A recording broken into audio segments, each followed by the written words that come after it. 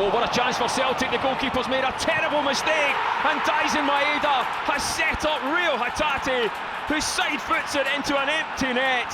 5 minutes gone, and Celtic have their dream start in Italy. Well, it's just what we were saying about the opposition, about Kasper Schmeichel. Don't play about, don't dilly-dally about your own box. And that's exactly what they've done, which is so unexpected because they usually don't take chances. But the one before it, he'd done the exact same, the goalkeeper, and he's just back from injury. So I don't know if that's part of it. You can't kick long, I'm not sure. But you look here, Rio Hatate does well because I said he's playing a little bit in a different position.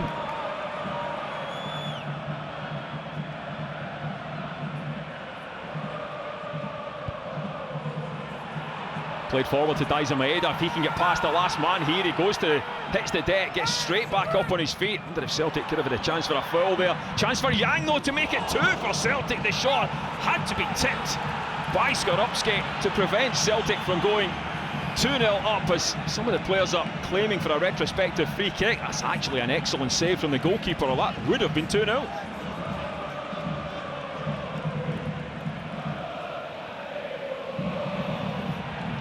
Jonathan Rowe gives Tierney too much time.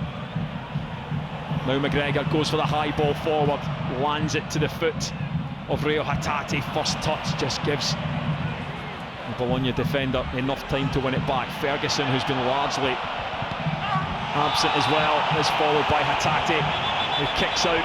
Ferguson goes to ground, and I think this might be another yellow card. It is indeed so.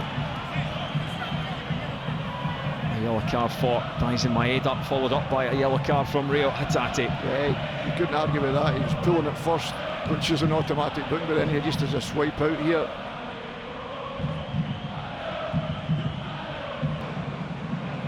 Every Celtic player back defending. It goes short to Dominguez. He runs in towards Hatate.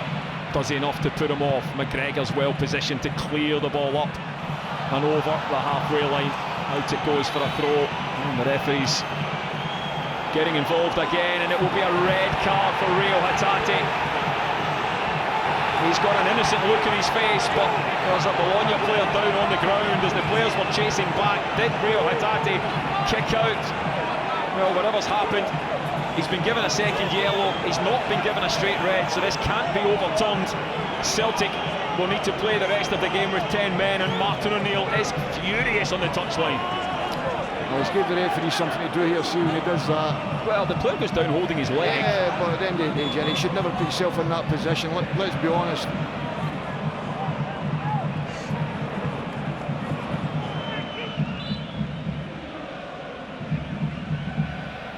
See Benjamin Negrin warming up as well. Here comes the corner, decent corner, what a chance at the far post! It's in, it must be in! The referee indicates his watch, tells him that that goal from Austin Trusty is over the line, and somehow, incredibly, with 10 men, Celtic have doubled their lead. Oh, great ball in from Kieran Tierney. I'm sure it's made it, gets a flick at the front post. I'm not sure if it went over the line in the first place for the flick off the underside of the bar, but definitely Austin Trusty's, I'm sure. In fact, it's Arnie Engels, I think, is it? It's Arnie Engels that gets a header on it. And to be fair, it's a brilliant goal.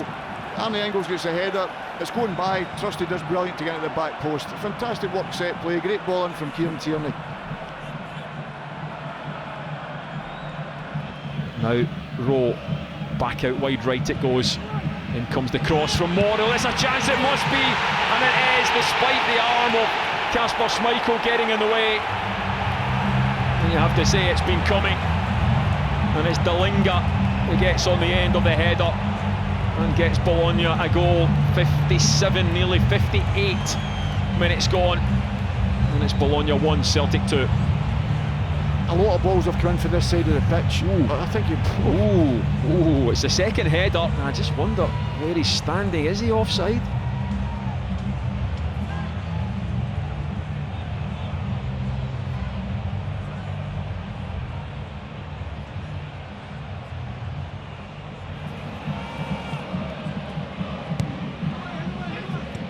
Are the gods on Celtic's side as the corner kick is headed out, but only as far as Jonathan Rowe. Onto the left foot, what a shot, what a goal. Well, sometimes you have to hold your hands up and say that was some strike. Bologna are level in the 72nd minute, and it's from the left foot of Englishman Jonathan Rowe. As we said, it's difficult. We said in the first half that space at the edge of the box when everybody was on the pitch, but even more so, it's more difficult now. But you're still, can we get out a wee bit more? I think we'll be disappointed because they've got as close. Can you get your body in front of it? Arne Engels comes too far. Sorry, not Arne Engels, Nygren, Benjamin Nygren. The whistle's in his mouth, but he's not blown it yet. Orsolini now for the home side. Loads of space on the left as Anthony Ralston goes across to defend the position. The cross comes in, it's headed away from Austin Trusty. Celtic have got the point as the referee blows the final whistle in Bologna. Every single player is exhausted. Celtic were down to 10 men for most of this game after Rio Hatate's 2 bookings. Yes, Celtic were 2-0 up and Bologna came back, but that is a wonderful defensive performance, and I think every single Celtic supporter, all 3,000 of them inside that stadium, will show their appreciation as the Celtic players high-five each other. That, Peter Grant, is a massive point.